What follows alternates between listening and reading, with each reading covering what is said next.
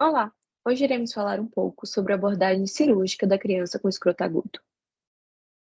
Essa apresentação é resultado de um trabalho colaborativo da turma D3, sob orientação do professor Marcelo Heller. Bem, nós iremos expor sobre diferentes aspectos dessa condição, como a introdução, as causas, a subdivisão, quadro clínico, sinais no exame físico, os exames complementares, o diagnóstico, a distorção manual, as vias de acesso, os tempos cirúrgicos e as principais complicações. Sobre a introdução, o escroto agudo é uma condição caracterizada pela presença de dor aguda na região escrotal. É uma emergência cirúrgica que demanda atenção imediata. Essa síndrome pode manifestar-se com outros sinais e sintomas, tornando fundamental uma abordagem precoce e assertiva. Dentre as causas mais frequentes em crianças e adolescentes, destacam-se a torção testicular, a orcoepidimite e a torção da hidátide testicular. A torção do pedículo testicular é uma das complicações mais temidas, uma vez que pode levar à isquemia e necrose do tecido testicular. Portanto, o diagnóstico preciso e o tratamento imediato são imprescindíveis para evitar a perda do testículo afetado. A rápida intervenção visa preservar a função reprodutiva e evitar complicações mais graves. É importante também ressaltar que o escroto agudo é mais prevalente na faixa etária entre 12 e 14 anos, sendo que a maioria dos casos ocorre após os 10 anos de idade. Além disso, é mais comum afetar o testículo esquerdo, o que pode influenciar na abordagem diagnóstica e terapêutica. Diante desse cenário, torna-se essencial a capacitação dos profissionais de saúde para reconhecer e intervir precocemente nesses casos, garantindo assim melhores desfechos e qualidade de vida para os pacientes. Sobre os diagnósticos diferenciais possíveis, no contexto do escroto agudo, é crucial realizar um diagnóstico diferencial preciso para garantir o tratamento adequado e evitar complicações.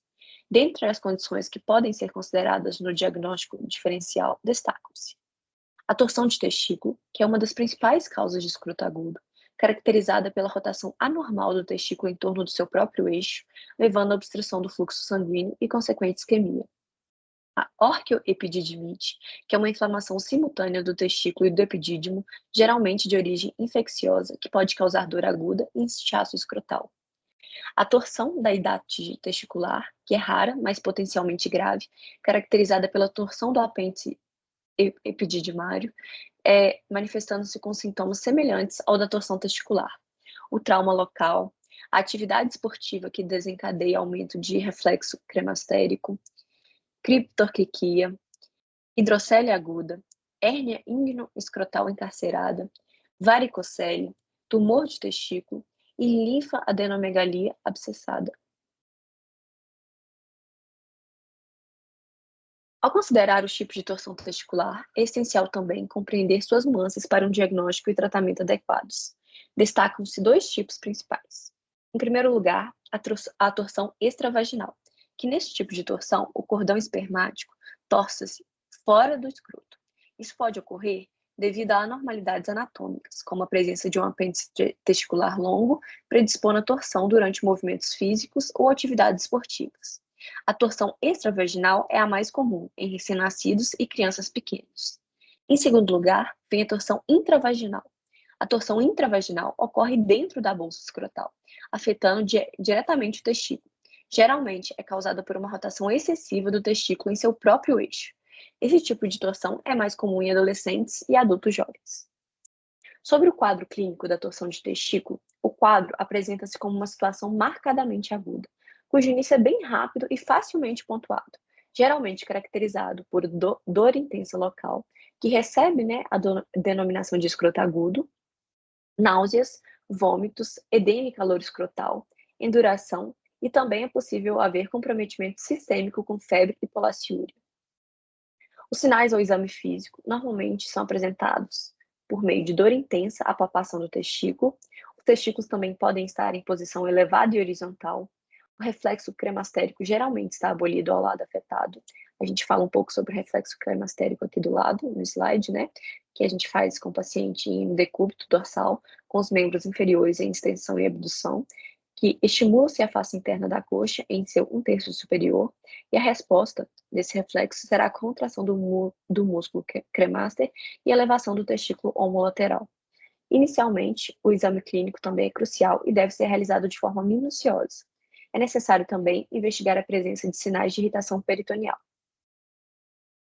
Ao considerar os exames complementares no diagnóstico do escroto agudo, diversos procedimentos são essenciais para uma avaliação abrangente. Podem se destacar, em primeiro lugar, o ultrassom Doppler, que é um exame fundamental para avaliar o fluxo sanguíneo no testículo afetado. Esse ultrassom Doppler é altamente sensível na detecção da torção testicular, fornecendo informações cruciais sobre a perfusão testicular e auxiliando na diferenciação entre torção e outras condições que causam também a dor escrotal. Em segundo lugar, o exame de urina, que a análise de urina pode fornecer pistas importantes sobre a presença de infecção urinária ou outras condições sistêmicas que podem contribuir para os sintomas do escroto agudo. A presença de piúria ou hematúria podem sugerir uma causa infecciosa subjacente também. Exames laboratoriais, eles vão desempenhar um papel vital na avaliação do escroto agudo. Um hemograma completo pode ajudar a identificar sinais de infecção, como a leucocitose, enquanto a dosagem de marcadores inflamatórios, como a proteína C reativa, ou PCR, pode fornecer informações adicionais sobre a presença e a gravidade da inflamação. A contagem de leucócitos pode indicar também um processo infeccioso ou inflamatório subjacente. Sobre o diagnóstico, para avaliação da torção testicular, a pontuação Twist é uma ferramenta valiosa. Aqui a gente trouxe uma tabela que fala uns pontos de acordo com os sinais clínicos. O edema testicular vale 2 pontos, o testículo endurecido à palpação 2, náuseas ou vômitos 1, elevação do testículo 1 e o reflexo cremastérico ausente 1. Esse fluxograma aqui do lado também traz, de acordo com a pontuação, que normalmente é feito, né? A suspeita de torção testicular. Primeiro a gente vai calcular o twist score e a escala de Tanner, aí o risco baixo, risco intermediário e o risco alto. Como a gente já havia falado, a ultrassonografia Doppler também é uma ferramenta valiosa. Embora a pontuação Twist forneça uma avaliação preliminar valiosa, a ultrassonografia Doppler ela pode ser utilizada também para confirmar a ausência de fluxo sanguíneo no testículo, como pode ser visto aqui na figura A, e um indicativo claro de torção testicular. Então, antes da intervenção cirúrgica, a gente pode tentar fazer a distorção manual como uma medida imediata para tentar aliviar a dor do paciente e restaurar o fluxo sanguíneo quanto antes para o escroto, né? A fim de evitar necrose, isquemia. E esse procedimento envolve girar o testículo afetado na direção oposta à torção, né? A imagem B ela ilustra o método de torção manual de agarrar e girar o testículo afetado da posição medial para a lateral, conforme vocês estão vendo aí na imagem B. O paciente com quadro de escroto agudo ele precisa ser avaliado por um cirurgião geral ou pelo cirurgião pediátrico ou pelo urologista.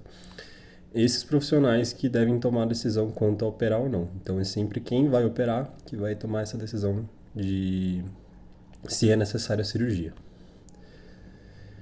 A exploração cirúrgica do escroto, ela vai começar pela via de acesso como uma incisão longitudinal na ráfia escrotal, que é ali bem onde vai ter a separação entre um testículo e outro, ali na anatomia do testículo.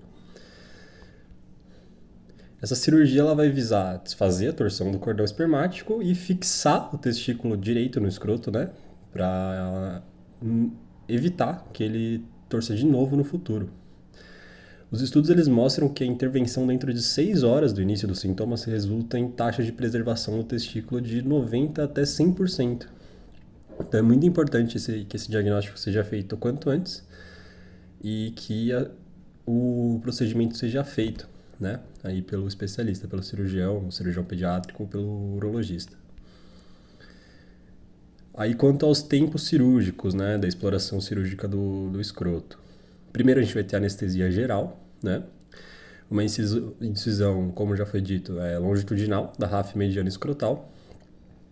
A dissecção do septo interescrotal, da túnica vaginal, parietal e visceral, né? O testículo, então, ele vai ser cuidadosamente extraído do escroto e aí a gente vai poder avaliar a viabilidade da distorção do testículo, né? Ele vai ser inspecionado quanto à cor, tamanho e a perfusão.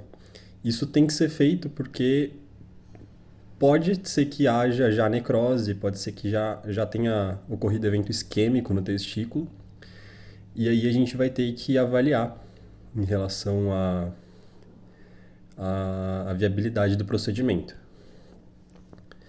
Após a gente abrir a ráfia escrotal, a gente vai identificar a torção testicular, distorcer o testículo se possível, fazer a orquiopexia, que vai ter um slide um pouco mais para frente para a gente explicar isso, e se restaurar do fluxo sanguíneo do testículo torcido.